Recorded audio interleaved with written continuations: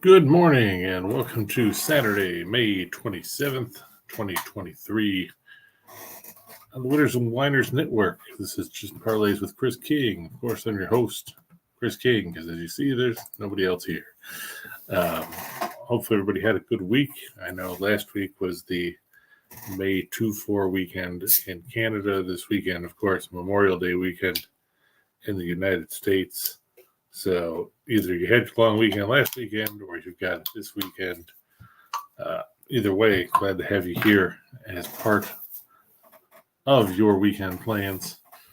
Been a busy week in sports. Wasn't overly exciting yesterday, as all there was on the schedule was baseball, as we're waiting for the Heat and Celtics to figure out who's going to represent the Eastern Conference in the NBA Finals. Of course, Miami was up 3-0 in that series, and Boston finally figured out how to play basketball the last two games to make it a 3-2 series as they try to become the first team ever to come back from a 3-0 deficit to win a series in the NBA playoffs. Teams that have gone down 0-3, 0, and 150 as far as that goes. That includes the Lakers, who were down 3-0 and then promptly lost Game 4 earlier this week, 113-111, to Denver on their home floor, sending the Nuggets to the NBA Finals for the first time in their history. Congratulations to them. Makes you wonder how Joel Embiid won MVP over Nikola Jokic.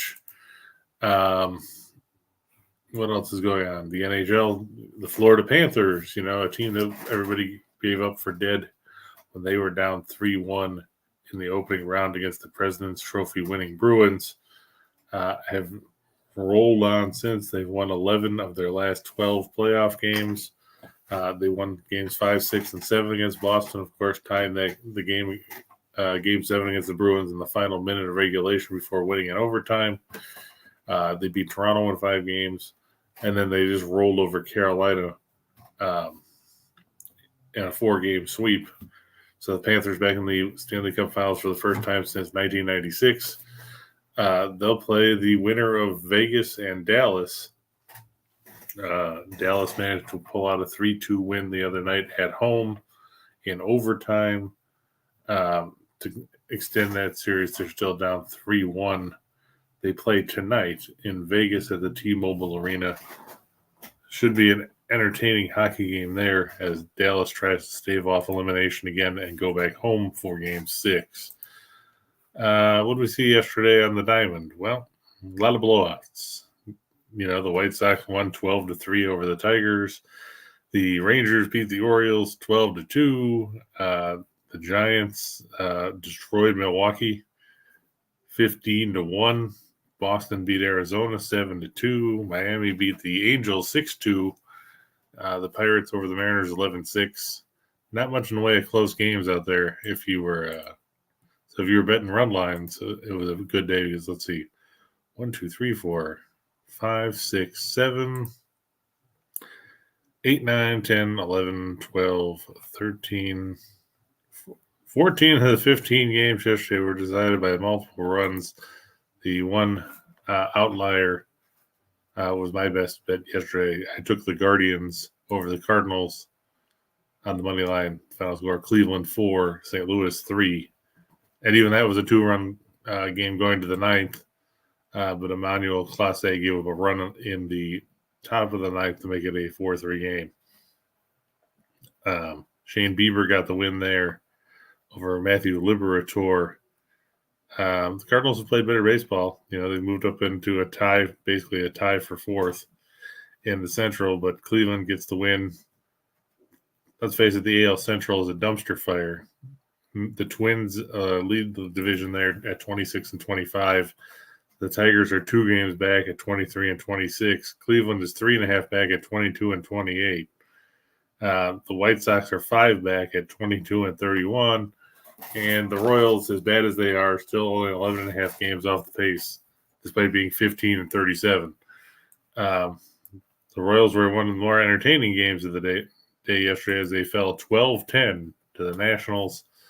Patrick Corbin gets the win for Washington despite giving up 6 runs on on 7 hits with 4 walks and 6 strikeouts and 6 in the third. He's now 4-5 on the year.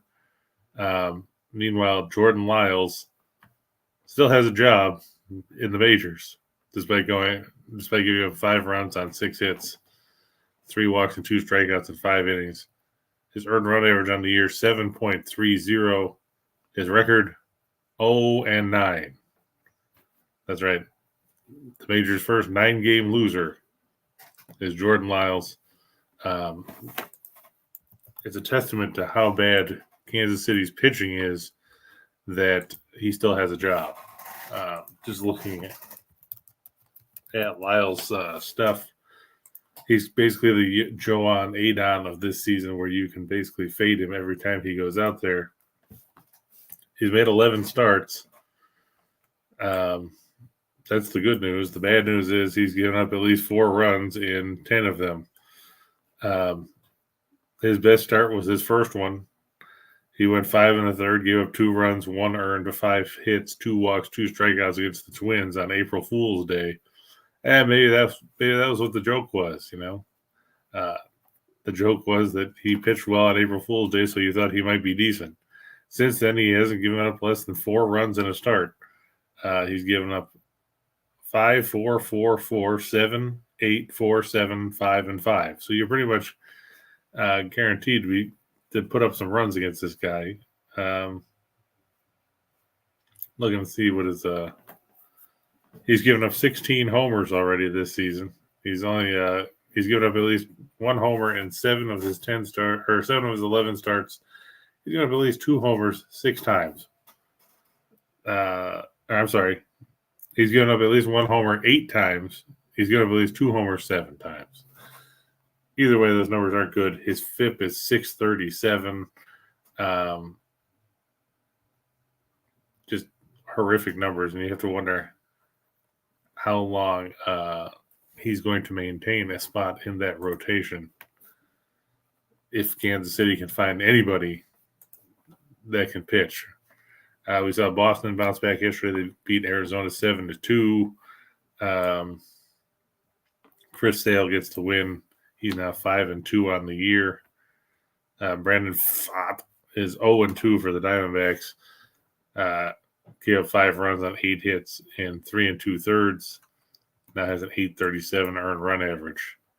Hunter Green finally put something together yesterday. He had 6 no-hit innings for the Reds. The problem is he still throws a lot of pitches.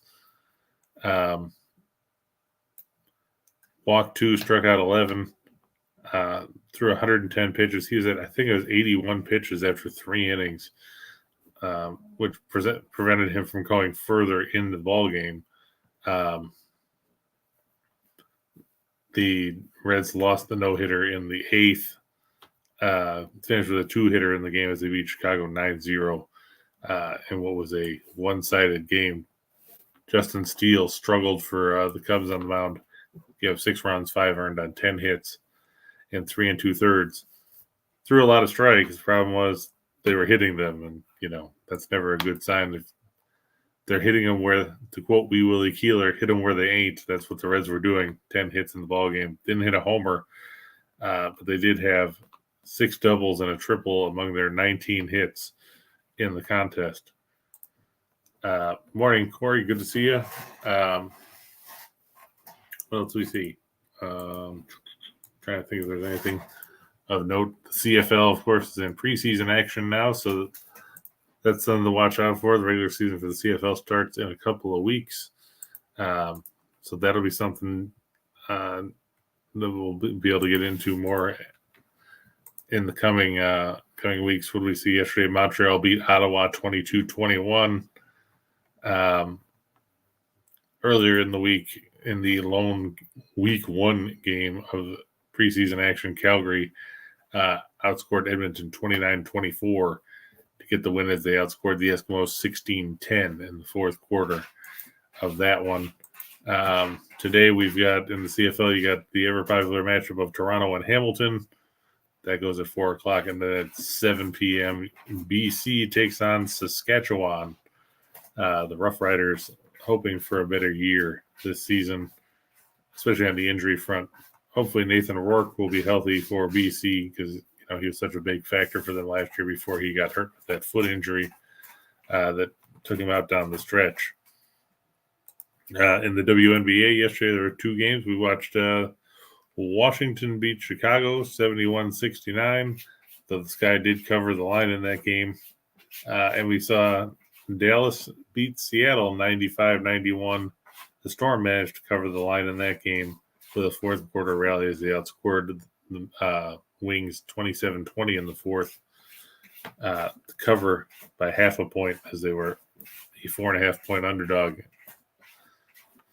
So what do we have going on in the WNBA today? There's 2 games. You get the Connecticut Sun taking on the New York Liberty and the Sparks taking on the Aces. Just taking a quick look at this game, or at those games. The Liberty favored by 7.5, despite being a 1-1 team. The Sun 3-0. They beat the Mystics in a home-and-home set, 80-74 at home, then 88-81 on the road. They were underdogs in both of those games. And then their opener, they beat the Indiana Fever 70-61, covering as a 7.5-point favorite. Looking at the Liberty, they were drubbed by the Mystics in their opener, 80-64.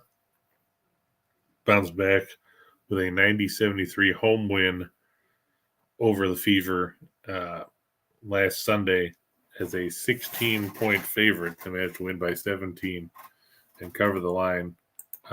In that game, you saw, New York won despite scoring only 5 points in the fourth quarter. They still coasted home. They were up 36-14 after the opening quarter of play. Breanna Stewart scored 45 and had 12 rebounds. I don't know if you're going to have that kind of numbers against Connecticut. Granted, the Sun has scored some points in the early going, but still. I'd probably lean towards the Sun with the points there. We know how Connecticut plays defense normally. And New York, they're still trying to get put that team together because, there's so many new faces. I mean, they got a lot of talent. They call them the super team. They've got Ionescu and they've got Stewart. And they picked up Courtney Vandersloot from the Sky. They still got Benija Laney. And they got Jonquel Jones from the Sun in the offseason. But still, it takes time to build the chemistry with that. And it's going to be interesting to see how that pans out. In the other game, the Aces favored by 14.5 points. They were favored by 15.5 on the road. Sparks managed to hang in, losing 94-85 to cover the line in that one. Vegas was down 10 at the half, outscored Los Angeles 58-39 in the second half to get the win in that game. Just taking a look. You have to wonder, can the Sparks hang in on the road?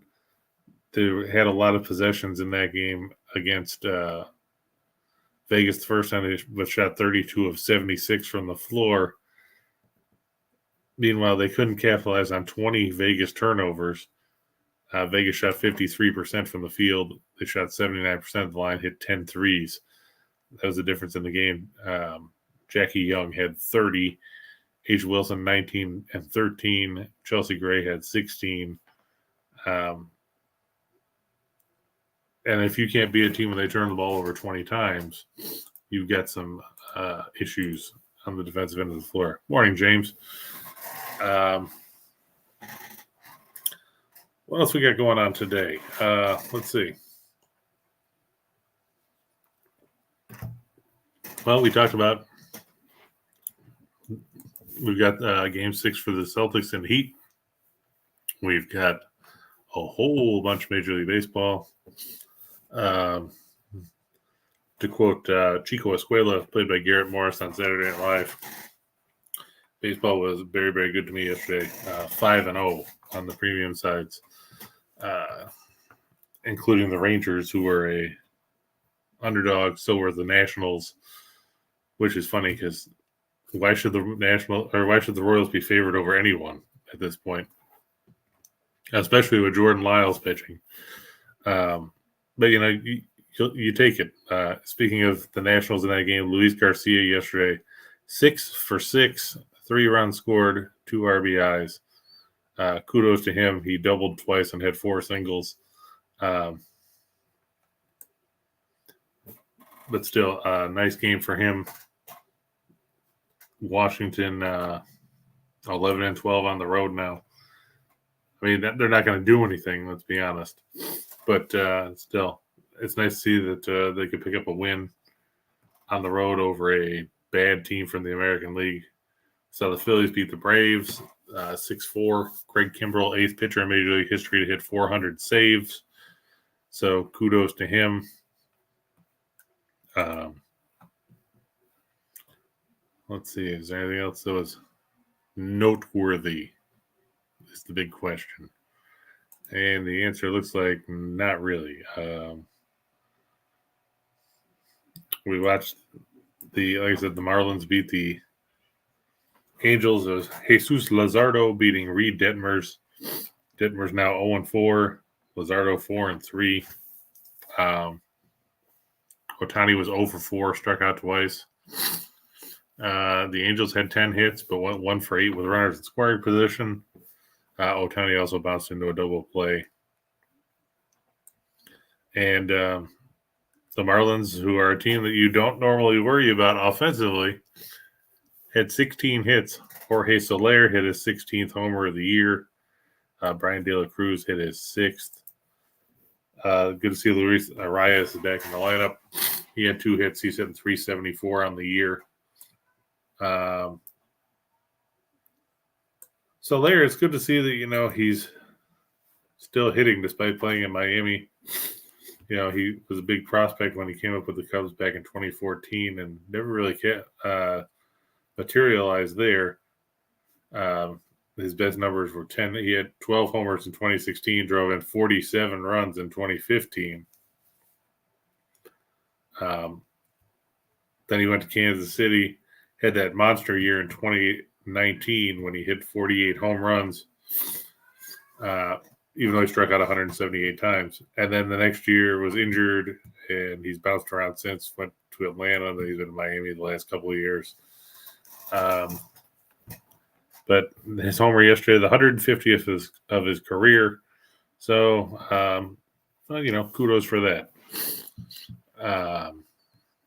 Good to see that, he did something. James thinks the Heat may lose Game 6. I'll tell you what, it's definitely a possibility. We saw how poorly they played, especially in the second half of Game 4, and then in Game 5, Boston has gone back to playing the aggressive defense that got them where they are. They played good, they're a good defensive team in the regular season. And they've hampered Jimmy Butler, which is a major factor. They've taken him out of his rhythm. He's struggled the last couple of games in the series.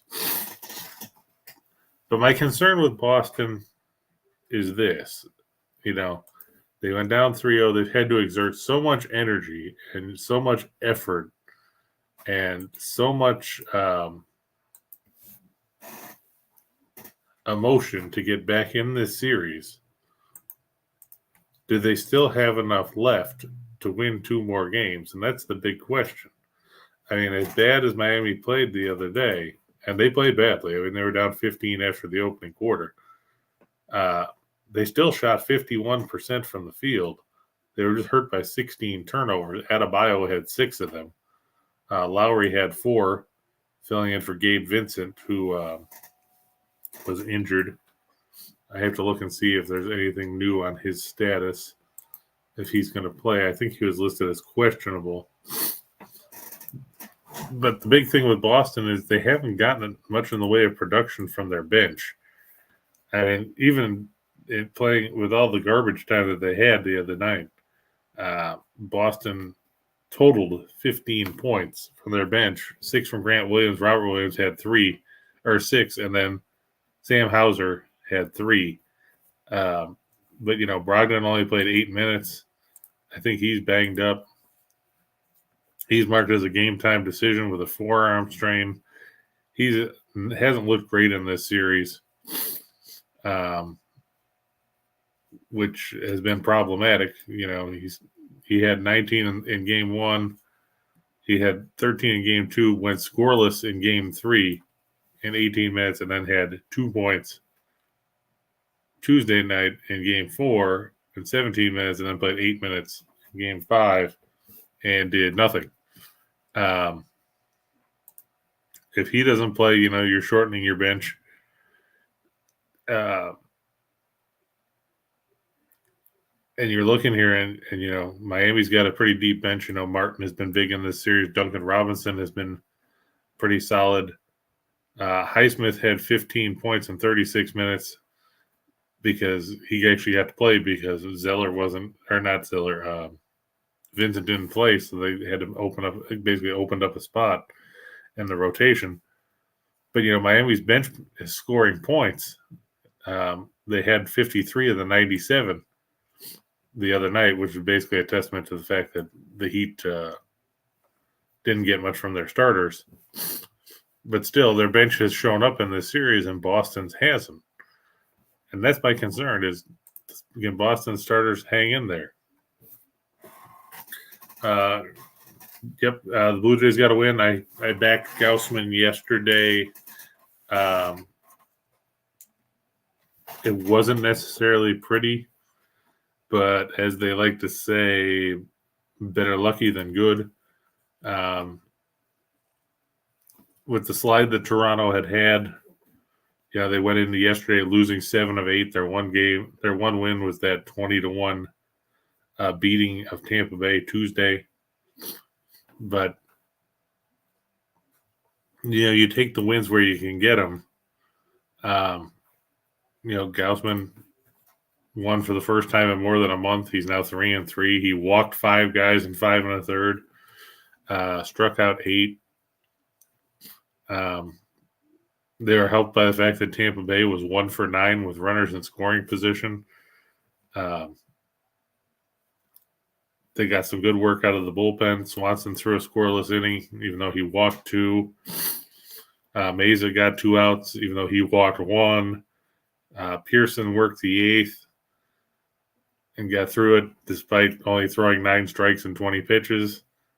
Romano gave up a hit in the 9th. So, Minnesota had plenty of chances with the tying run on base in the late innings, but couldn't capitalize. But still good for the Blue Jays that they got that win. The AL East is a tough division. I'll tell you that right now. You look, Tampa Bay, they've got a 4-game lead on the Orioles. They're up 8 on the Yankees. Those 3 teams all have at least 30 wins. Boston's 27-24. Toronto's 27-25. Any of those teams will lead the AL Central right now, which goes to show you the difference in the division. Because we talked about the Central a little bit ago and how bad they are. But yeah, let's even up the schedule a little bit so everybody can play everybody. I hated that idea when it came out. I still hate the idea now. But to quote Brian Callen as Coach Miller on the Goldbergs, what are you going to do? I'll tell you what we're going to do. We're going to talk about, hey, there's Marlo. Good to see you. Good to see the Buccos got a win yesterday, Marlo. I know that you and a lot of other Pirates fans have been disappointed with the way the team faded after that strong start to the year. Mitch Keller looking like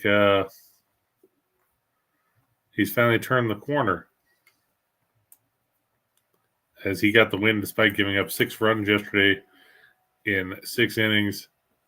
The Pittsburgh Bats breaking out in a big way as they banged out 15 hits. Brian Reynolds had 3. So did Jack Sawinski.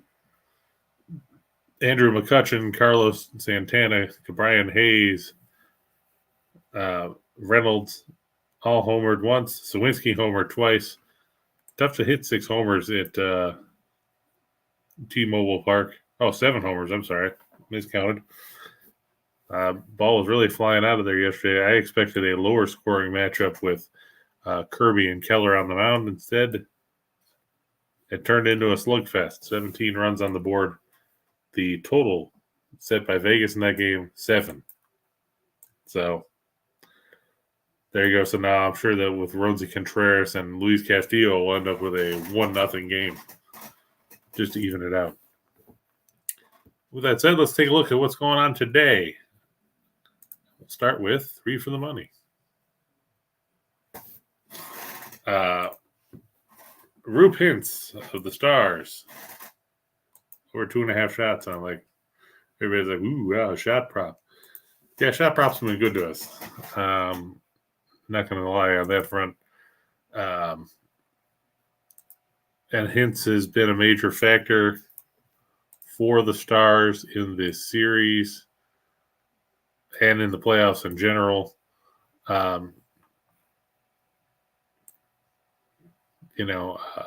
Just taking a look at his numbers lately, he's gone over his shot prop in 7 of his last 10, 5 of his last 6, including 3 of the 4 games in this series. Dallas is in the mentality mode of they need to shoot the puck early and often. They can't sit around and sit on their hands and do nothing. They can't afford to fall behind in this game. I know they rallied twice in the series, or in Game 4 to win there. I'm just looking at Hintz's postseason numbers. Let's see what kind of numbers we've got. He had a good season in the regular season.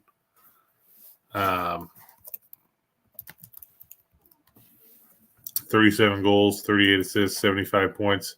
Second straight year where he scored 37 goals. He's probably the least talked about guy that scored 37 goals on the year, because we talk about all these other guys. Hintz has 10 goals, leads the playoffs in assists with 14, leads the playoffs in points with 24. He's taken 52 shots on net in 17 games, averages out to just over 3. Guess what? 3 would get you a win here, and that's what I'm looking for in this one. Talking about Jaylen Brown and the Celtics, you talk about a guy who hasn't really shown up in the playoffs where you would, with the numbers that you would expect from him, and it's Jaylen Brown. He's gone under the total his total in every game in this series. He's gone under the total in 9 of his last 10. In that 10-game stretch, he's averaged 20 points a game. Sure, 20 points a game is good. But it's not good when you're trying to bet him to score over 23.5. In those 10 games, Brown has gone over 23.5 twice. He had 24 against the 76ers back on May 9th in Game 5 of that series. And he had 25 points in Game 7 against Philadelphia on Mother's Day. Against Miami, 22, 16, 12, 17, and 21. I'll take him scoring 21 because you know what? It's still less than 23.5. And Logan Webb, I didn't have to move this one from last week because it's the same exact stat he had last week. He's under 17 or over 17.5 outs recorded. We talked about Webb last week against the Marlins, where I thought he would get the win, but the Giants forgot to score any runs for him. Logan Webb, 10 starts. He's gone 65 innings. So he's averaging better than 6 and a third a start. He's gone at least 6 innings in 9 of his 10 starts. The one start where he didn't was against the White Sox back on April 5th, where he went 5. His last 8 starts, he's gone 6, 6 and 2/3, 7, 6 and 2/3, 7 and 2/3, 7, 7, and 6. Took the no decision against the Marlins last week. 6 innings, no runs, 4 hits, 2 walks, 7 strikeouts. He's probably one of the best 3 and 5 pitchers in baseball. His ERA is 2.91. His WHIP 1.108. And we're talking about facing a Brewers team that just got absolutely taken to the woodshed yesterday. Like we said, they lost 15-1. Freddie Peralta knocked out after 2 1/3. The Giants scored 7 in the third to make it a 10-1 game at that point and coasted home from there. And I mean, how desperate are the Brewers pitching wise? They still lead the NL Central by half a game over Pittsburgh, but they signed Julio Teheran to a major league contract and actually threw him the other night because they have no pitchers. I mean, we're talking about, they've got Burns. He's supposed to go today. Peralta got shelled yesterday. Hauser went the other night. Eric Lauer's on the injured list. Nobody likes Colin Ray. Woodruff is out, I think, until July. Wade Miley sucks.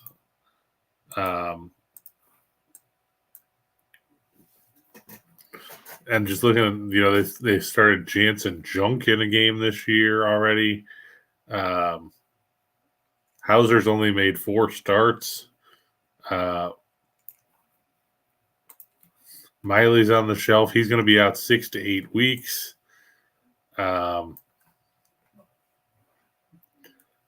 Brewers are in trouble as far as pitching depth goes. I'm just trying to see what the status on Lauer is, too. He's on the shelf with an impingement in his shoulder. I don't see a timetable for his return yet. So yeah, you're down to Colin Ray, who's has one quality start in his outings. So he's not going to scare anybody. He'll probably throw tomorrow. And then, like I said, Hauser's made 4 starts. You got Burns, who's not necessarily happy to be there. Hasn't been as good as he was a couple of years ago. Peralta's And then you're trying to pull guys off the scrap heap, hoping that they can do something for you. And, who's next? Is Edwin Jackson going to resurface?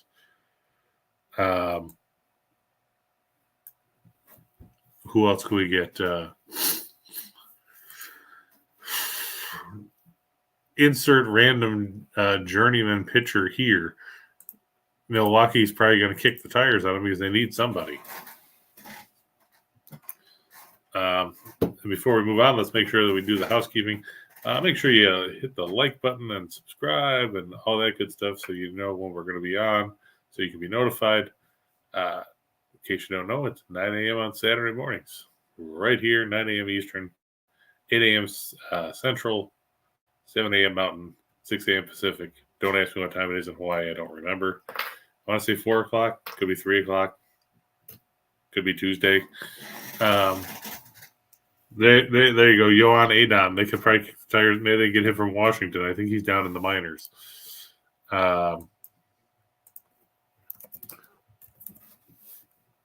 Maybe they can get Adon's in the minors. Let's see what he's done down there. Since Washington hasn't called him back up. He's 1. He sucks. Yeah, he'll fit in Milwaukee. 1-3 with a 591 earned run average of 1.828 WHIP, 21 walks, 40 strikeouts, in 42 2/3 innings over 9 starts with Rochester in the International League. Not good. Not good, Bob.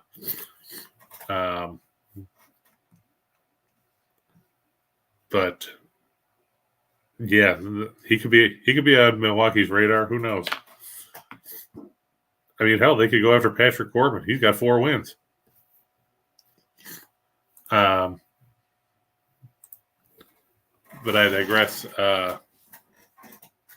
If you don't get enough plays here and you want to play the premiums, you can use the promo code rolling across the bottom of the screen and save 60% off all the premium plays. If you want to get the parlays, you can do that. If you want to do regular individual game picks, got those too. Like I said, we were 5-0 yesterday. Had a parlay hit yesterday too. I had one on Tuesday that was better than 10-1. So been a good week. Can't complain about that. And with that, we can move on to the four for the show.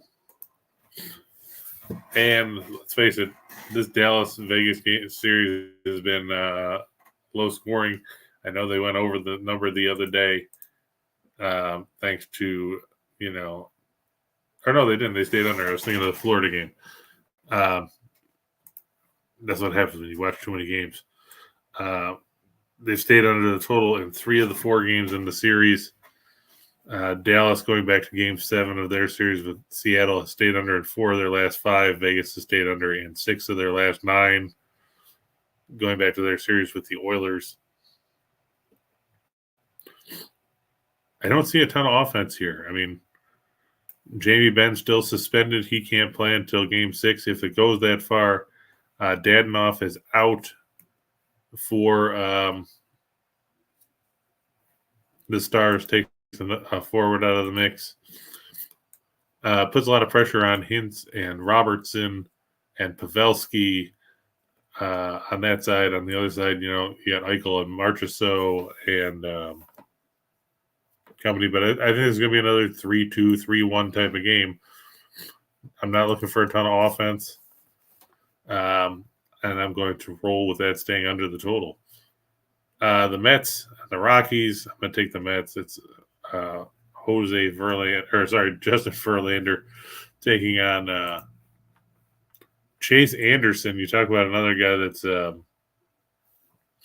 off the scrap heap, and Chase Anderson fits that bill to a T. He's another former Brewer. He's made 4 appearances for the Rockies this year, 2 starts. He's got a save, no record. 115 earned run average, but still.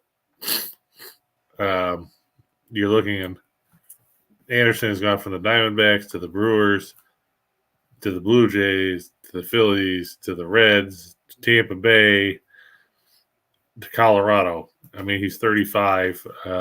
He doesn't throw hard. You're pitching in Coors Field. You got to face Pete Alonso and company.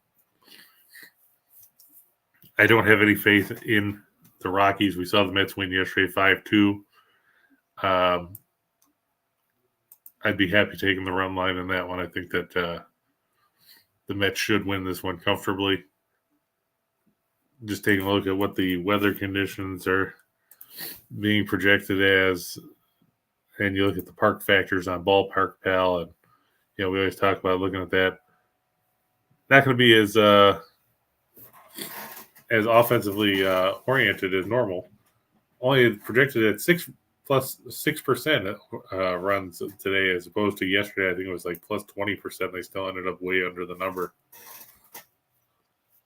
Oh, sorry, it was plus 13% yesterday. It adjusted. It was plus 29% in the Miami game the other day. I think that, as entertaining as games can be at Coors Field, I think 11 might be a little too high of a total. Like I said, we saw 7 yesterday. And, while they went over the total in the Miami game the other day, that's because the Rockies bullpen gave up 4 in the 9th before winning in walk-off fashion 7-6. The Rockies have stayed under in 3 of their last 5 at Coors. And with Verlander, I don't expect him to give up a whole lot of runs. And we've seen the Mets struggle offensively, so they might not pile up as many as we would normally expect.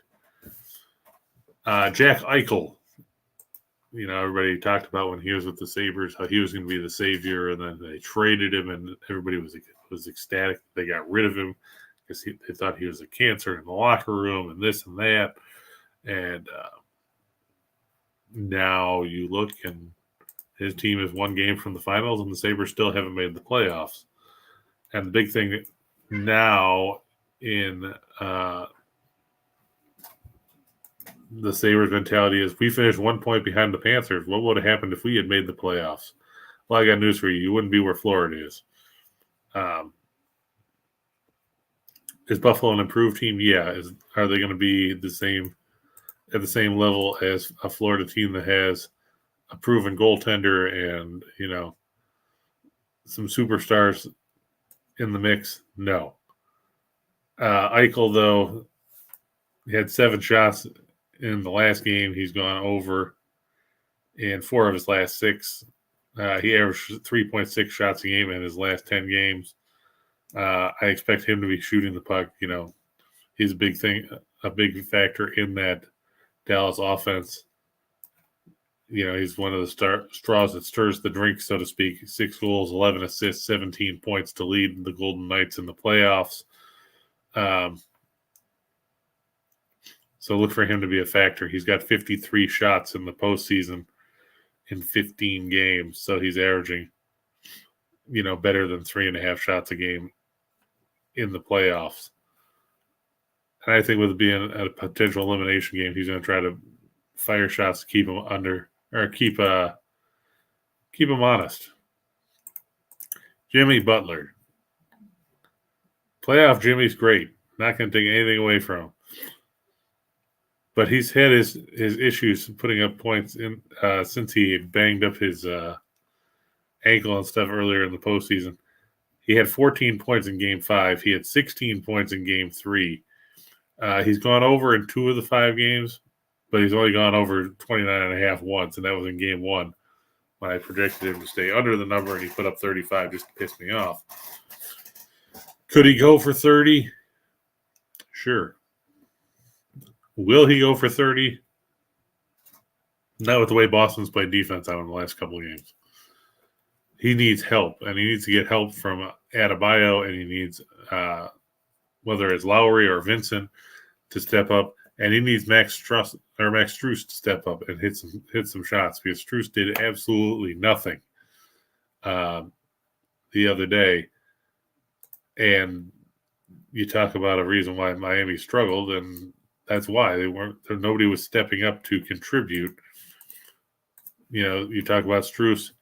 He's gone under his total in 4 straight games, 11-10, and it's trending the wrong way. He had 15 in Game 1, 11 in Game 2, 10 in Game 3, 9 in Game 4, and he had 3 in Game 5. If there's a guy that needs a rebound in Game 6, it's him. You can get his under 10.5 at plus 102 currently on FanDuel. Just to throw that out there. Hey, good to see you, Tomb Dog. Hopefully things are good with you. Making another trip to Vegas soon. Corey, yeah, I like the Mets on the run line. I just think that Colorado, like I said, Chase Anderson sucks. I know he's pitched all right. He's made 2 starts for the Rockies. 2 runs, 9 hits, 3 walks, 4 strikeouts in 10 2/3. But let's face it, we're not talking about, let's see, who did he face? Yeah, he faced the Reds and the Marlins. We're not talking about teams that necessarily hit the ball all that well. And, the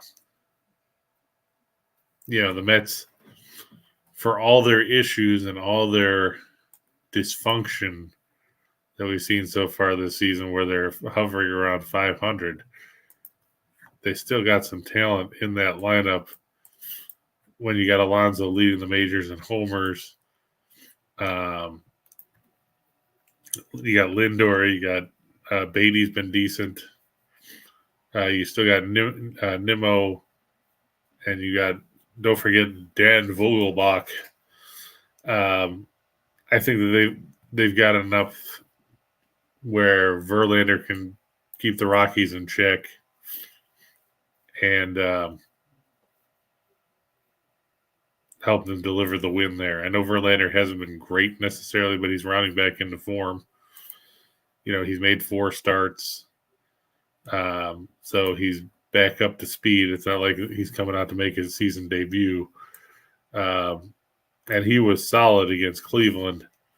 in his last outing, went 8 innings, he had a run on 3 hits, no walks, 5 strikeouts. I'm not saying he's going to do that at Coors, but I think he'll pitch well enough where the Mets cover the run line. Well, good. Toom, good to see that you're down there visiting friends and family. You know, the one thing I always say about the long weekend for Memorial Day as a veteran myself is too many people overlook the fact that of what the holiday is about.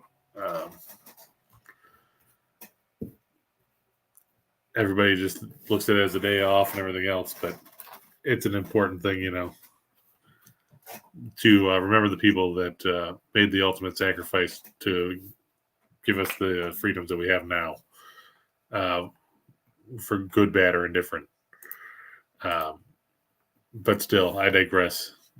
I'll get off my soapbox about that because we're here to talk about sports. And that takes us, of course, to everybody's favorite, the shot in the dark. Now, as Jim Williams used to say, you can take some from column A, some from column B, some from column C. It's like a Chinese menu. You can pick 2, you can pick 4, you can pick 6, you can pick 3, you can pick 1. You can mix it with some of the ones from the other slides. You can mix them with some of your own. You can add soy sauce or whatever you want. This slide was pretty good last week. I think we had 7 or 8 out of 10. So I'm not going to complain about how it turned out. Good to see you, Mike. Hope things are well. Things are good. Hope things are good with you out there in internet land. Let's go to the shot in the dark. I'm gonna go. Oh, I forgot to put the -110 in there on the top one. I think the Celtics and Heat are going to end up over the number, as well as Boston has played defense in the series. The fact remains that we've seen these teams score points. The last 2 games fell short, but you know, Game 4 had 215 points. The number was 216. And we still had 207 despite Miami completely sucking in the first quarter in Game 5. I think this game's going to end up around 215 or so. I just think it's going to be more offensive. You know, Boston has gone over in 11 of their last 14 on the road, 10-3, or 10 of their last 13 on the road against teams with a winning home record, 4-1 in their last 5 after winning by at least double digits. And the Heat have gone over in 10 of their last 12 with its winning percentage against above 600, 13-3 in their last 16 on 1 day of rest. I just think this is going to be a higher scoring game than people think. It's gone over in 5 of the last 7 meetings between these teams going back to the regular season. I don't think this is going to be a low scoring game. And for Miami's sake, they have to hope they can put up points. They can't afford to turn the ball over like they did. If they want to have any shot of closing this out today. March or so, talked about him a few minutes ago, over 3.5 shots. Or did I say under? What did I put? Under 3.5 shots. Yeah. Earlier in the playoffs, March or so was a big over for this category. He had gone over in every game of the Edmonton series. But it's in this series with Dallas, 4 straight unders, 2, 3, 3, and 3 on shots. The thing is, he doesn't have to shoot the puck much to light the lamp. He scored in 3 straight games in this series. If you want to take him on a goal or on the goal prop, score a goal is plus 190 at FanDuel. I wouldn't bet against him. I also wouldn't bet against him to take less than 4 shots, which is why I have it up here. The Yankees over the Padres. I know San Diego won yesterday. Severino going against Michael Waka Waka Waka. No, not Fozzie Bear, but Michael Waka, the former Cardinals pitcher. I don't like Waka. I didn't like Waka when he pitched in St. Louis. I don't like Waka. I didn't like Waka when he pitched in Boston. I didn't like Waka when he pitched in Tampa Bay. Didn't like him when he pitched for the Mets. Don't like him now. I don't know if you can trust San Diego to score runs. Machado's been dealing with that injury. Soto has struggled. Fernando Tatis hasn't been great. They just haven't been all that productive for all the talent that team has. They haven't been all that productive at the plate. Soto is the only guy with double-digit homers. And second on the team in RBIs is Matt Carpenter. Because that's what you want, is a 37-year-old guy who was injured part of last season and who's hitting $179 to be your second leading guy in RBIs. Machado has hit 231. Kim has hit 237. Cronenworth is at 213. Trent Grisham is at $189. Tatis 256. Nelson Cruz 250. Rougned Odor, who hit the winning homer the other day against Washington, 222. Austin Nola, the starting catcher, $135. This team isn't hitting. They're dead last in the National League in team batting average, 224. They're 14th in runs scored. They're dead last in hits. They're only middle of the pack in home runs. They're 13th in on-base percentage. They're 13th in slugging percentage. They're 14th in OPS. What are you paying these guys for? Xander Bogaerts, $259. Soto's hitting 266. Sadly, that's the best average of one of the starters in the lineup. 266. The only guy hitting better, or there's one guy hitting better than him on the whole team, and he's had 26 at bats, and that's Brandon Dixon. He's hitting 269. That lineup does not scare me right now. Marcus Smart over 12.5. Let's face it,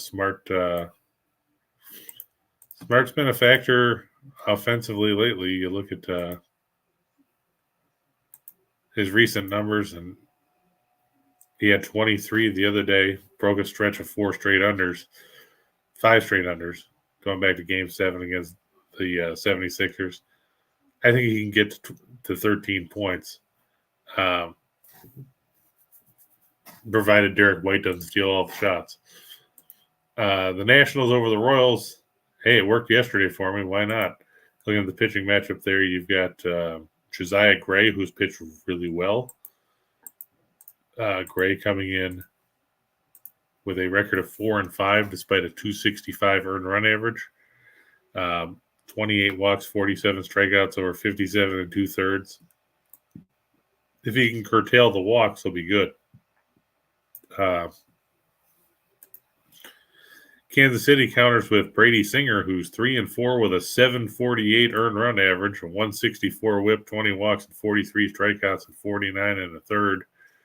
Got smacked around by Detroit on Monday, gave up 5 runs on 7 hits, 4 walks, and 3 strikeouts in 3 2/3 innings. Can't trust the Royals. And, if Steenriller was here, he'd tell you the same thing. The Royals are not good. And it's true. They're not. We talked about Game 5 here. I'm going to take Vegas at home. They had a chance to win Game 4. A couple big saves by Ottinger in the third period kept Dallas in the game. And then a dumb penalty by Braden McNabb gave Dallas a power play, and Pavelski cashed in. Playing at home, I think Vegas is going to want to close this out.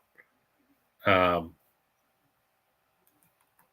just don't know if Dallas has the offense to hang in with Vegas at this point. The Twins over the Blue Jays pitching matchup, Chris Bassett against Pablo Lopez. And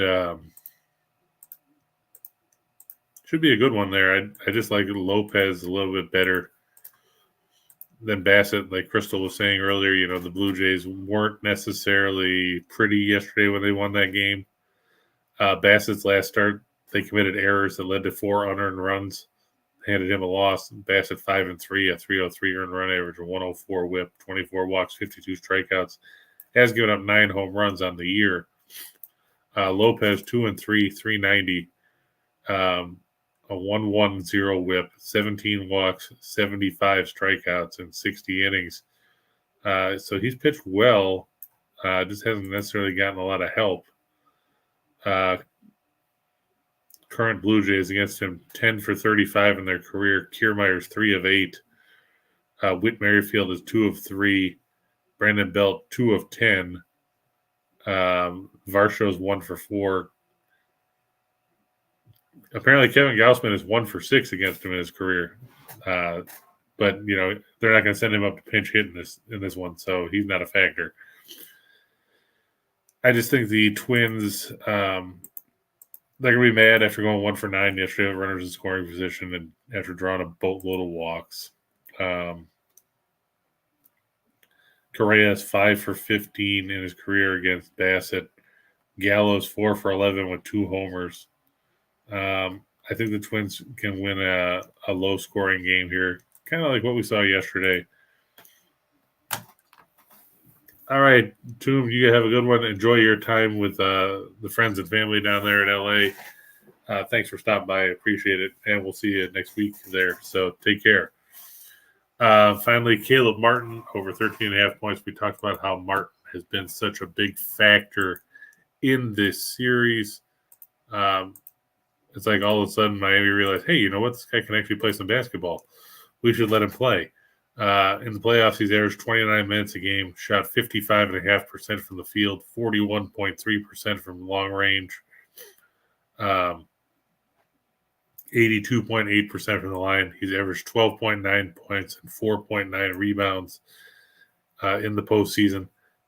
Gone over his number in 5 straight, 7 of his last 8. 12.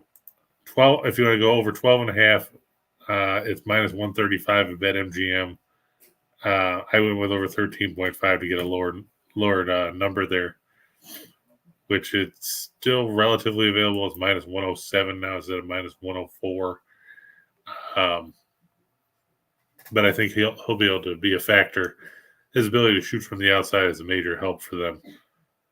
Shea Theodore over 2.5 shots. Theodore, he hasn't scored in the postseason. He's got 6 assists. But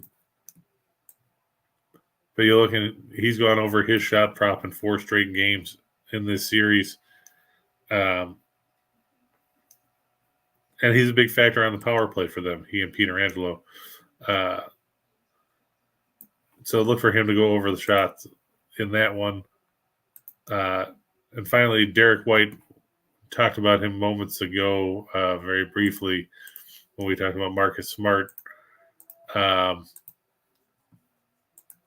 White, he had some stretch where he wasn't playing all that well. Towards the end of the Philadelphia series, he scored just 19 points in the last 3 games of the series against the 76ers. But he's gone over his number 4 times in this series, 11-11. He had 9 in game 3. Then the last 2 games, 16 and 24 points.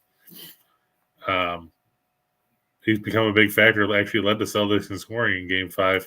I think he'll be a factor here. And, he'll end up over his number. He'll end up with 15, 17 points as Boston sticks around. Whether they win or not remains to be seen. But it'll be an entertaining game, to say the least.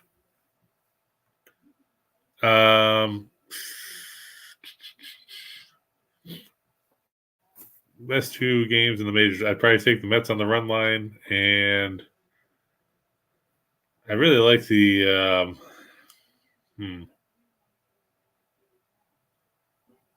going to say the Angels on the run line, but I don't know about them after yesterday. I like Washington. I also like Baltimore, which is funny because it's Dean Kramer going against Andrew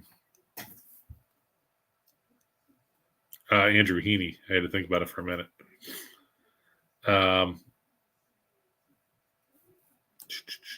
Just looking through my list.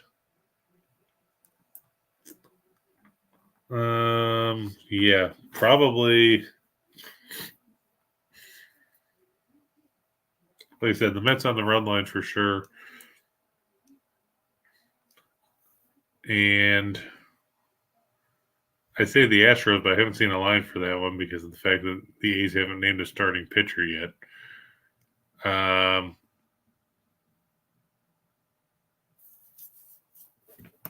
don't trust the Rays because Glasnow's making his first start of the year.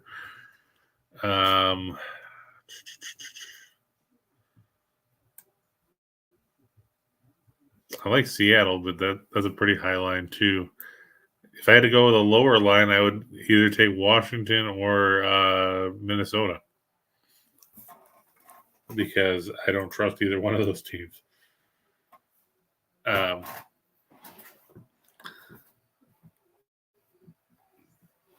Let's see. I'm just going through my list from yesterday. I kind of like the Phillies, but I wouldn't put them in my top two. I'm staying away from the Cubs-Reds game because I can't stand the way Tyone is pitched. Cleveland, I'm not messing with because I haven't seen enough of Bibby, and you don't know which Jack Flaherty is going to show up. Orioles. Yeah, if I had to, I'd probably go Twins or Washington as my second one. I also like the Giants, but you never know what you're going to get from Burns.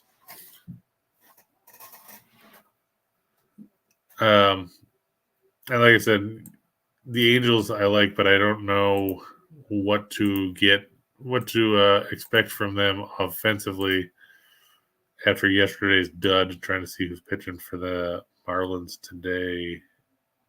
Cabrera.